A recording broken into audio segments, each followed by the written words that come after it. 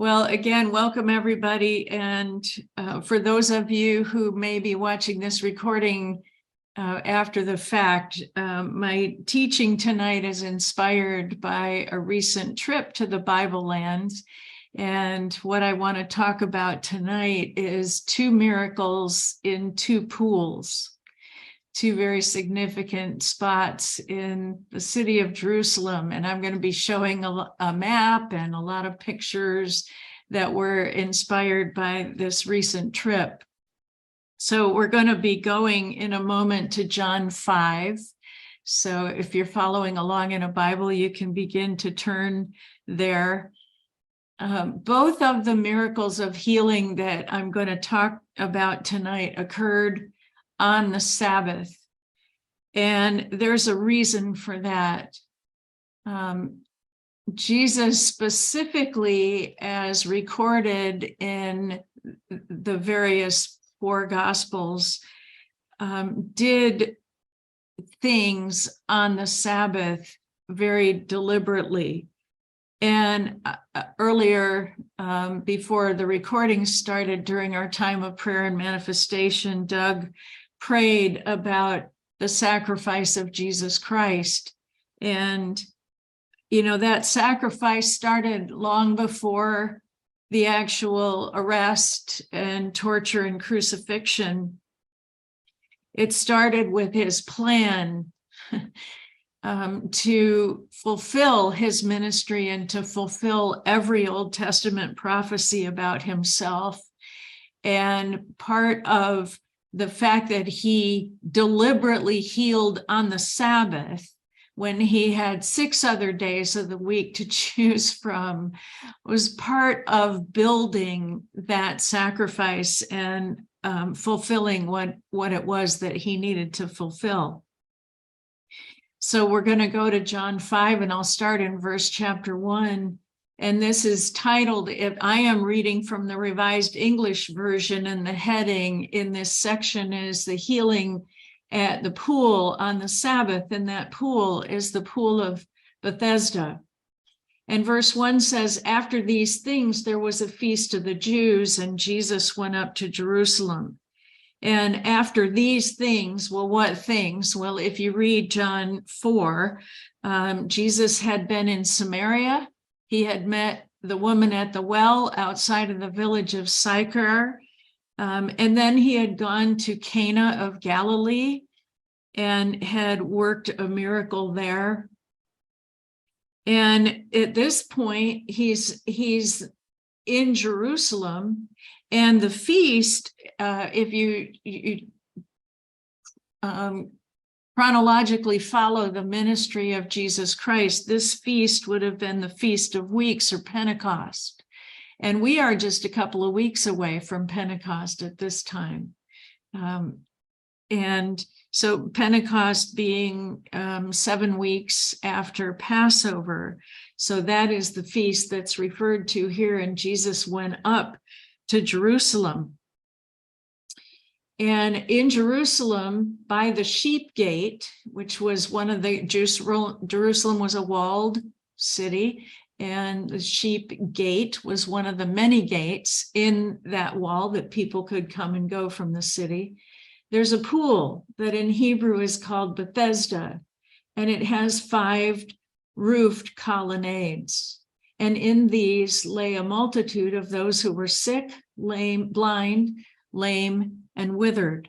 I'm going to share my screen, and I want to show you a map that will help us understand exactly what's going on here and where things are.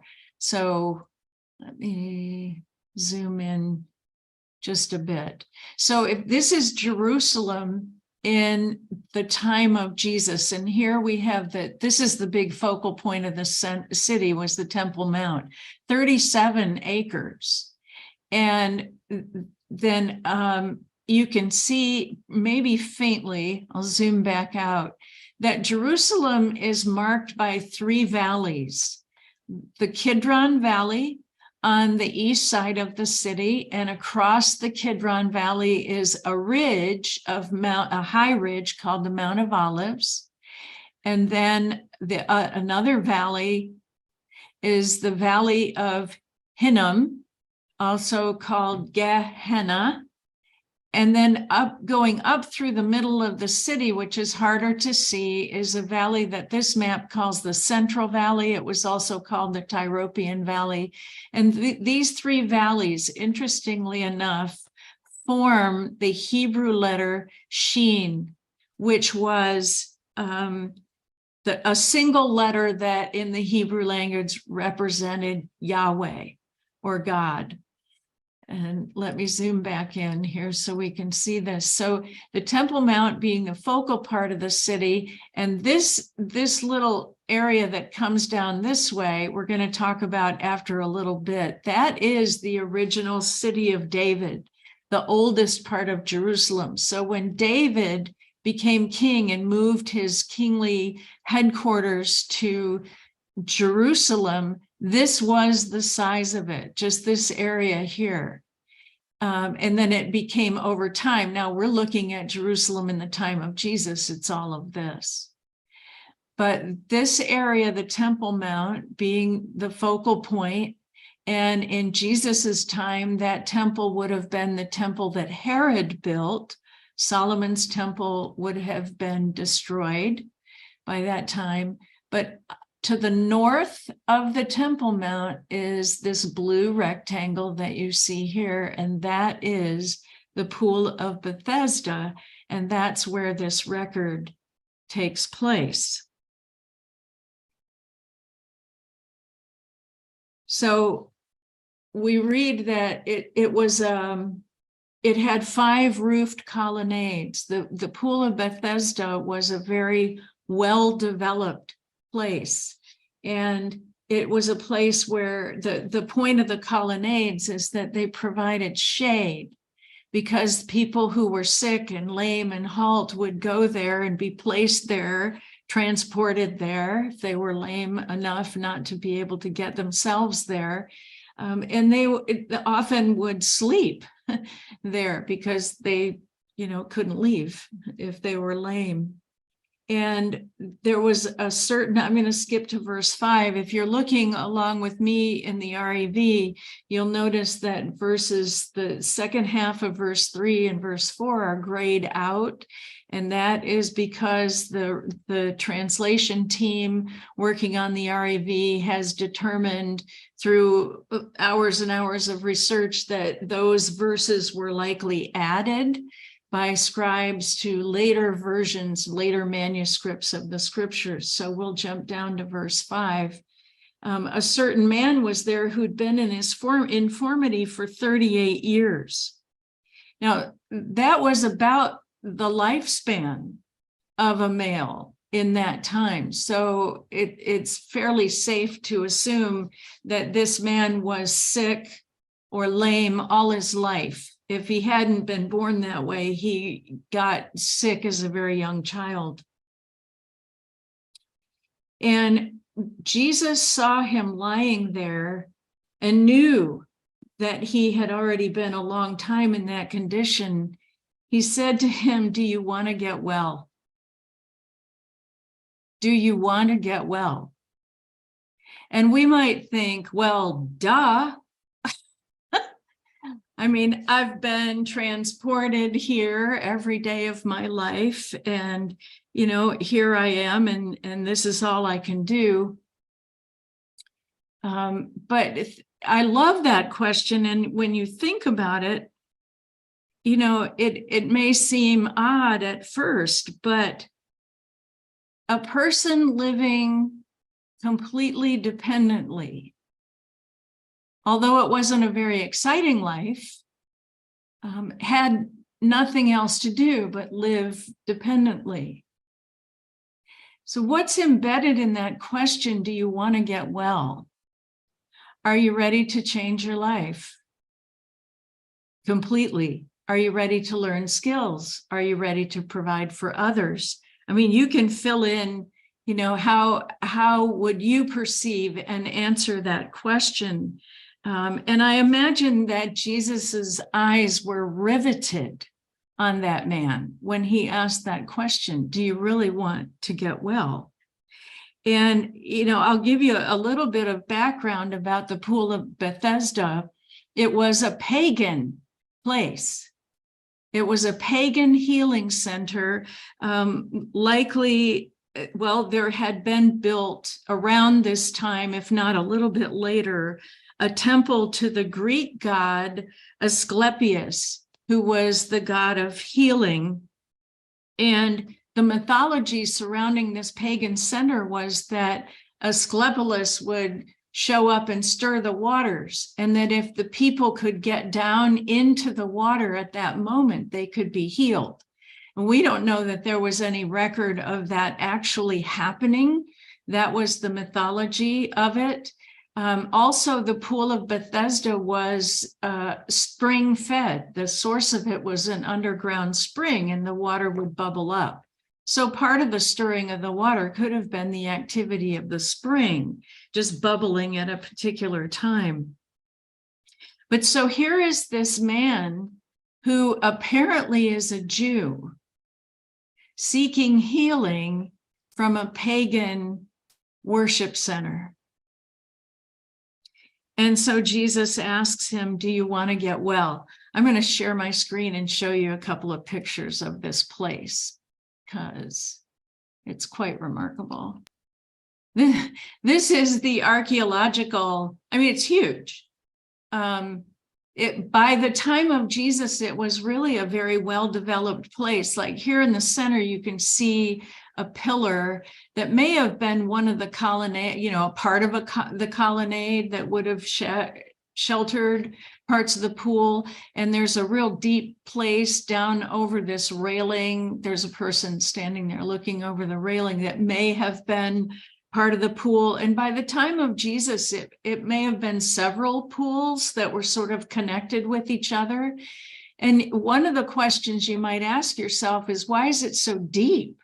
Why does it look like there's such a huge drop that you can see? This is the level currently where people are walking around, and then it goes down, and then it goes down even further. Why would that be? Well, because at the time of Jesus, the level where they walked was 24 feet below the current level of walking. I'm going to stop sharing my screen. And this is one of the things that when you visit Jerusalem is kind of challenging for people to get their arms around. Like, you may have heard about the Via Dolorosa, the way of the cross, which is the very traditional supposed pathway that Jesus carried his cross through the city and so forth. And the reason I use the word traditional is because Jerusalem is a city that was destroyed many times over and built on top of older versions of itself. So we have no idea until there's some sort of excavation where it was that the roads actually were, where it was that Jesus actually walked. So when you go to a place like the Pool of Bethesda and you look down and it's like, what's it doing way down there? Well, it's because it was layers and layers and layers below what is actually Jerusalem today. And in Jesus's time, the Pool of Bethesda, probably like the Pool of Siloam, which we're going to look at later, would have been a series of fairly narrow steps going down into the water. So it wouldn't have been that deep, cavernous thing at all. So anyway, so Jesus, there's a multitude, maybe hundreds of people in this area of pools and colonnades. And he singled out one man, and he knew in his heart that that man had been ill or in his infirm state for 38 years. And he asked him, do you want to get well? In verse 7, the sick man answered him, Lord, I have no one to put me into the pool when the water is stirred, but while I'm coming, another steps down before me. So the man's response is indicative of a desire to be healed. I'm here. I might sleep here, I come here every day, whatever, but I have no one with me to help me get down to the water when it's stirred. And then by the time I can get down there, everybody else has crowded me out. And Jesus said to him, verse 8, get up, pick up your bed and walk. And of course, the bed that he's talking about would be a mat, maybe just blankets to roll up, maybe blankets stuffed with some kind of straw or something like that it would become a bed roll. So roll it up and start walking. And immediately the man was made whole and took up his bed and was walking around. Now, it was the Sabbath on that day. So Jesus went to this place, this pagan center of healing, singled out one person, miraculously healed him, and did it on the Sabbath. So the Jews, and this is when a record like this talks about the Jews, it's talking about the leaders of the Jews, predominantly Pharisees, lawyers, people like that. It uses the text says Jews, but it's not the common crowd of Jews. It's the leaders of the Jews, always on hand and increasingly on hand at this point to accuse Jesus. We're right there saying to the man who was cured, it's the Sabbath and it's not lawful for you to take up your bed, which is a lie. What the Pharisees were promulgating their tradition rather than the law of Moses, although they claimed it to be the law of Moses. And it was not lawful for Jesus to heal, unlawful for Jesus to heal, and it was not unlawful for that man to take up his bedroll and walk away. So the Jews are ready to pounce. It's the Sabbath and it's not lawful for you to take up your bed. But he answered them, well, the one who made me whole, that man said, take up my bed and walk. So here I'm doing it. And they asked him, who is the man that said to you, take up your bed and walk? And based on the prior chapters of the Gospel of John, they very likely knew the answer to that question, but they wanted the man to tell them. But he who was healed did not know who it was because Jesus had slipped away. There was a multitude of people in that place. So Jesus, after he healed the man, just sort of disappeared into the crowd. But then afterward, Jesus found him in the temple and said to him, look, you've become whole. Do not sin anymore, lest something worse happen to you. And interesting detail there. I mean, evidently, I think we can assume the man was a Jew. So, and it is the Sabbath. So he would be obligated to appear in the temple, and yet he was found at this pagan healing site. And I think when Jesus said, do not sin anymore, lest something worse happen to you, was perhaps a reference to, why are you hanging out at a pagan healing site?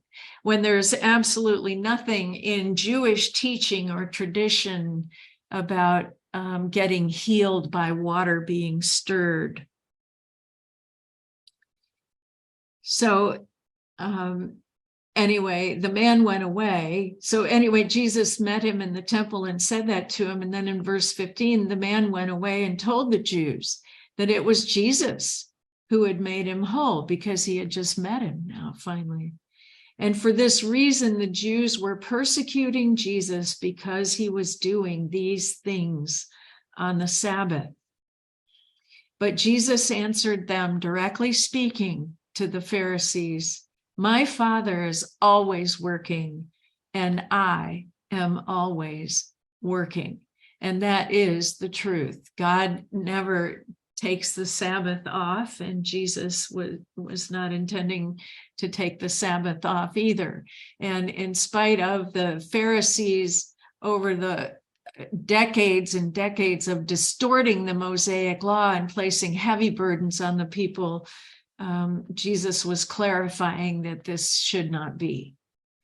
For this reason, then in verse 18, the Jews were seeking all the more to kill him, because he not only was breaking the Sabbath, and if you're looking at the Revised English Version, that's in quotes, because he wasn't really breaking any Mosaic law about the Sabbath, but was also calling God his own Father, making himself equal with God. And this healing represents a turning point. The fact that it was on the Sabbath, the intensity is ratcheting up. And if you read back in, the prior chapter, John 4 is where he healed the woman at the well. And then there was another healing on his way, the healing as he came out of Cana of Galilee on his way to Jerusalem for this feast, the Feast of Pentecost. But what's embedded in this record is the growing irritation of the Pharisees and the intensity of their desire to get rid of Jesus Christ, because they would have understood very clearly that what Jesus was saying when he said, "My Father's always working and I am always working," is that what Jesus was really saying was, "I am the Messiah, and I have authority in this age and the future, and that authority is given to me by my heavenly Father." And the Pharisees, of course, wanted no part of that authority. And then in the following verses, Jesus seizes the opportunity to remain there and to speak openly to the Pharisees and to the people of the crowd about who he was and what his mission was. So that is the first miracle in the first pool that we're going to look at tonight. Now, if you hop forward to John chapter 9, we have the second miracle and involving the second pool. And we'll start in verse 1, and it says, "As he passed by, he saw a man blind from his birth." And reading the context of this, what we understand is that Jesus was leaving the temple area and that he had been in the temple and in Jerusalem for the Feast of Tabernacles. So John 5 was the Feast of Weeks, or Pentecost, which is springtime. It's like our time of year now. Feast of Tabernacles is in the fall. So between John 5 and John 9 are the summer months. And now John 9 takes place in the fall.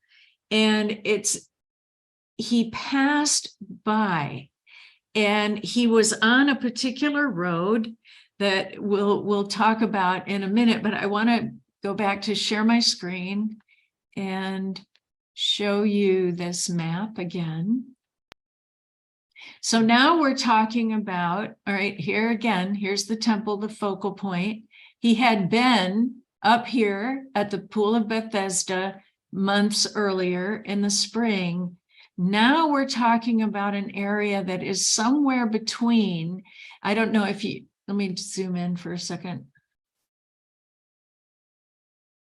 Oh, okay. I don't know if you can see on the map this little orange rectangle, and inside it says steps. Those are what is known as the South Steps, and they go up into the temple, and that was a gate through which most of the common people of Jerusalem at the time would have entered the temple. And then in this area down here, we have the pool of, the city of David, which is the old part of Jerusalem. And at the very tip of the city of David, this blue rectangle is the Pool of Siloam. And what you're going to see as we go along this evening is that there was a road that connected, you could call it a walkway, that connected the south steps of the temple that came all the way down this way and connected to the Pool of Siloam. Jesus would have been somewhere along that road, passing by a man who was blind from his birth.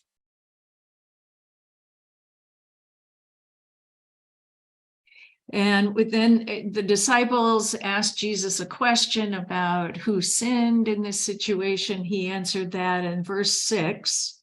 When he had said this about being the light of the world, he spat on the ground and made mud out of the spittle and put the mud on his eyes and said to him, "Go wash in the Pool of Siloam," which is translated sent. So he went and washed and came back seeing. And then the neighbors, this was caused a huge commotion. The neighbors who thought they'd recognized him, but is that the guy who was begging? And others were saying, well, it looks like him, it might be him, it's not him, isn't this the one?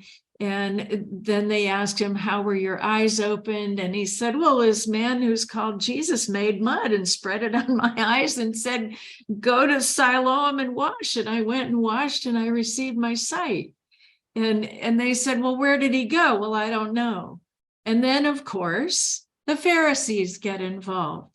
So I'm in verse 13 of John 9. They brought to the Pharisees the one who had been blind.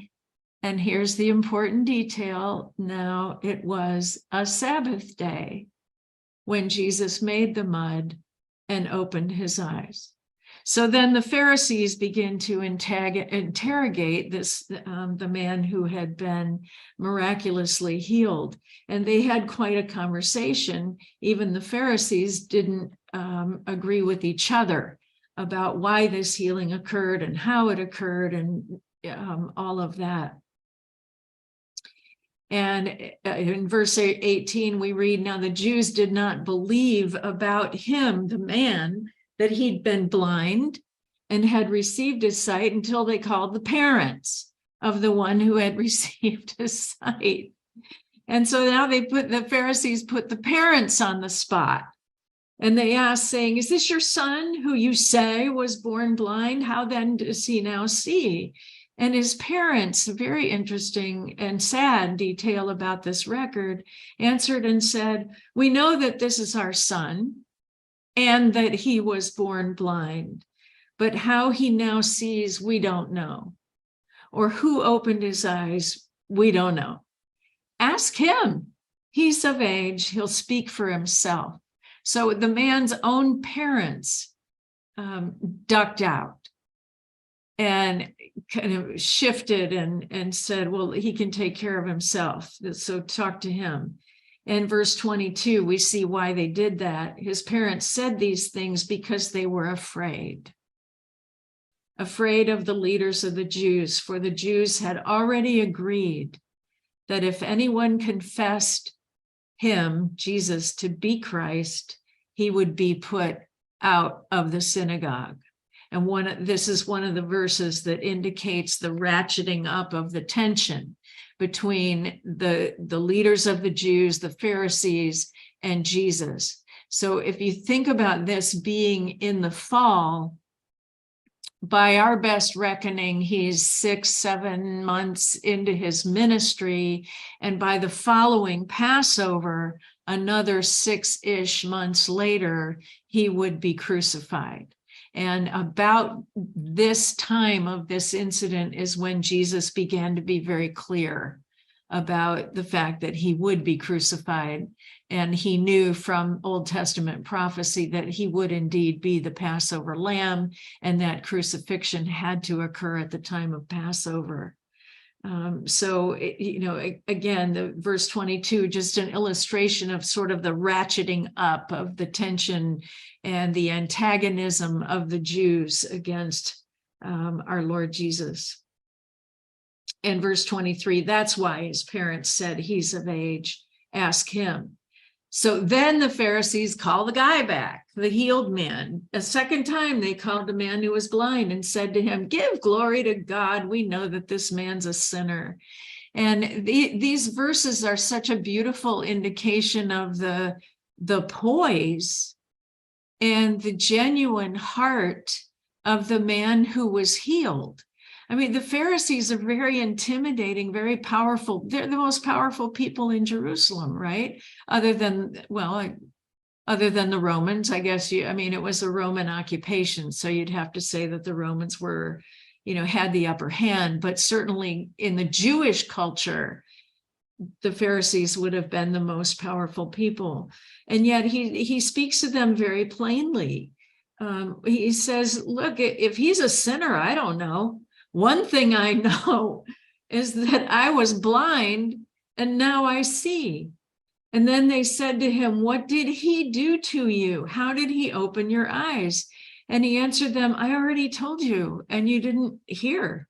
You weren't listening. Why do you want to hear this again? You don't want to become his disciples too, do you? And what an absolutely infuriating question to pose to the Pharisees.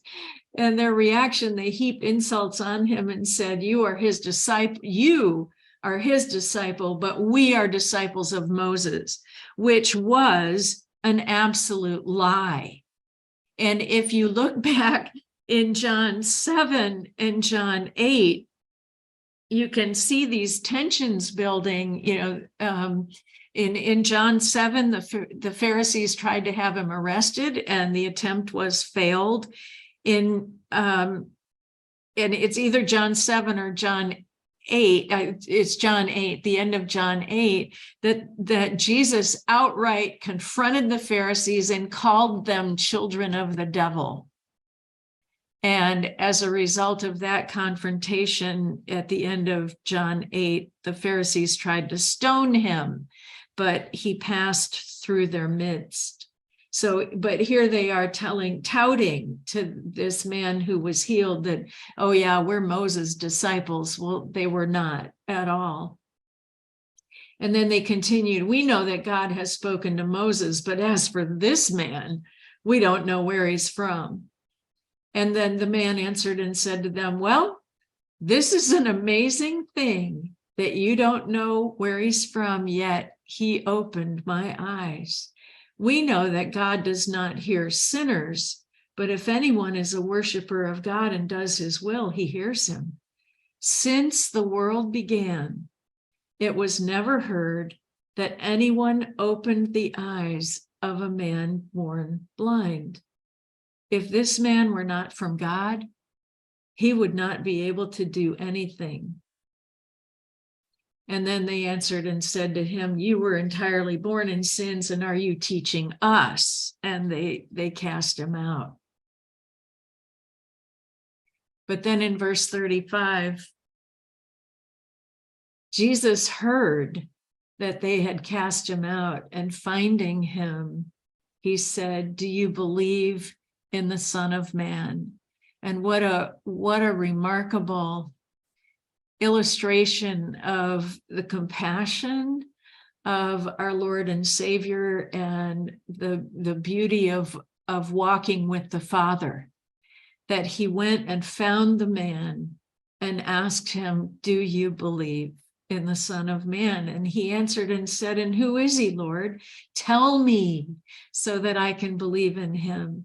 And Jesus said to him, you've both seen him, and it is he who is speaking with you.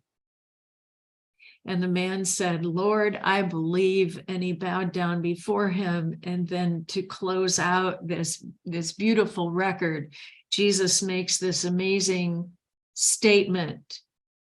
For judgment, I came into this world, that those who do not see will see, like the blind man who was healed, and that those who see will become blind, like the Pharisees who completely rejected him and couldn't see anything that Jesus was.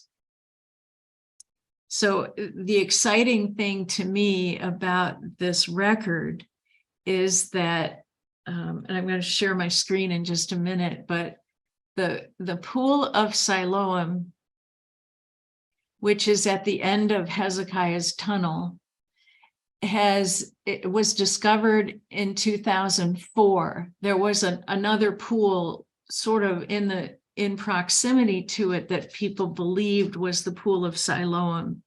And then the story goes that in 2004, and this, thinking about layers in Jerusalem, so the Pool of Siloam, the real Pool of Siloam, was way underground. And there was a break of a sewage pipe in that area underground in Jerusalem. So all this construction equipment was brought in to fix the breakage. But in Jerusalem, in fact, in most places in Israel, where there are construction workers, there are also archaeologists surveying the work. And so the construction equipment is down there, scraping, and the archaeologists started hearing, like, wait a minute, that's a different kind of scraping. There's something under there. They halted the construction and got all the construction equipment out and brought in archaeological equipment, and which is a bit gentler. And what they found were steps that were exactly like the steps at the south side of the temple that I showed you on the map, which would have indicated there was some kind of connection. And if it was the same kind of stone, would have indicated that it was also from the same time period. And the south steps on that south wall of the temple, and I'll go back to the map in a minute. We know, archaeologists know, that the level of excavation of those steps is the level where Jesus walked. And so here they are finding in 2004 a very similar stone, similar steps, similar construction. It's been 18 years in the works, and it's barely just begun. The property was owned by a Greek Orthodox church. It was an orchard. And so that property had to be purchased and arranged for in order to do the excavation. And what they have found is that this indeed is the Pool of Siloam. It's the size of 2 Olympic swimming pools, and it was a ritual bath. And it is the largest ritual bath ever found in Jerusalem. And we know from the historian Josephus that even in Jesus' time, millions of people, between the 3 mandatory feasts, Passover, Pentecost, and Tabernacle, that millions of people would have come through the city of David and cleansed themselves in the Pool of Siloam. And that here, so I'm going to share and just show you a couple pictures of what it looks like now, because let's see, we'll go to this one first. That's the excavation site of the Pool of Siloam. And this whole area here is part of the pool. And then this is a big hill that goes up to the south side of the temple. And let me see if I go this way. Yeah. So this is a more clear site, but here is one corner of the pool. And then over here, you see some steps. And there's another corner of the pool over here. And you can see, I mean, they're only, even 18 years later, they're just barely beginning to dig this out. And if let's see, I think I can go, yeah, I can go directly to the map. So where we're talking about is this blue, oh, says I'm paused. So let me stop sharing and then I'll reshare. Here we go.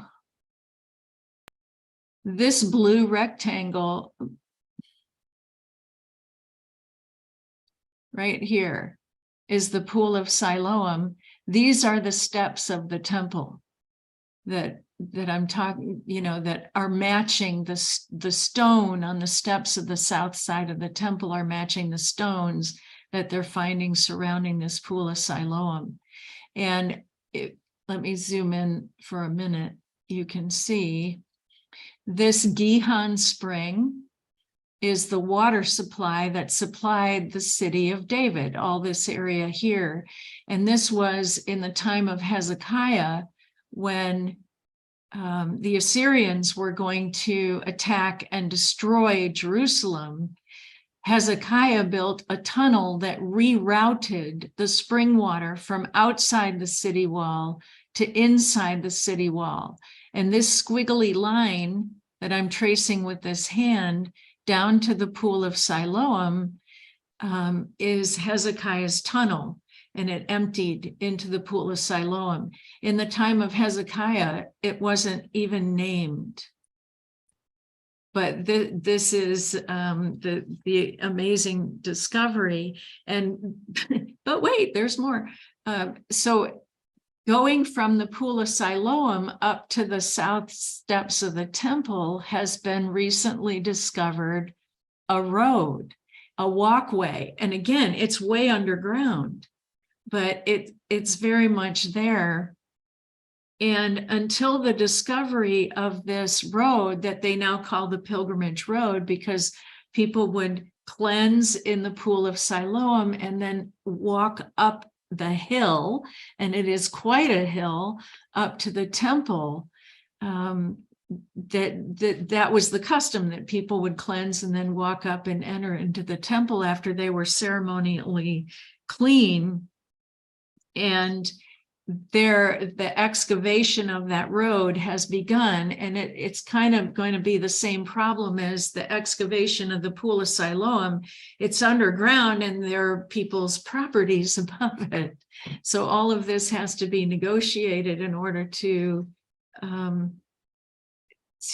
continue the excavation of this. I'll share my screen one last time and show you an artist's rendition of this road up to the temple, called the Pilgrimage Road, and that's it. And you can see that there's steps, so it's very much an uphill walk. And there's a group of Psalms, Psalm 120 to 134, that are headed the Psalms of Ascents. Until the excavation of this Pilgrim Road, it was thought that the Psalms of Ascents referred to some sort of a spiritual ascending or a figurative ascending. And with the discovery of the Pilgrim Road, it is realized that it's literal, that people would wash in the Pool of Siloam and ceremonially cleanse themselves, and then they would walk up. And it's steep. It's about a half mile, and it's very steep up this Pilgrim Road to enter into the temple. And that as they went, they would sing the Psalms of Ascents. And I just want to read, you can turn there with me or not. Psalm 121 is one of those beautiful Psalms of Ascents, and they're all the whole group of Psalms from 120 to 134 are very short. Like you could picture people easily singing them. Psalm 121, I will lift up my eyes to the mountains. Where does my help come from? My help is from Yahweh, the creator of heaven and earth. He will not allow your foot to slip. He who keeps watch over you will not grow tired. Behold, he who keeps watch over Israel will neither grow tired nor sleep. Yahweh is the one who keeps watch over you. Yahweh is your protective shade over your right hand. The sun will not strike you by day, nor the moon by night. Yahweh will keep watch over you from every evil. He will keep watch over your soul. Yahweh will keep watch over your going out and your coming in from this time forth and forevermore. And that is certainly reflective of the statement Jesus made, my Father is always working, and therefore I am always working. So God bless you. That is highlights from the recent excavations and the two pools and two miracles in Jerusalem.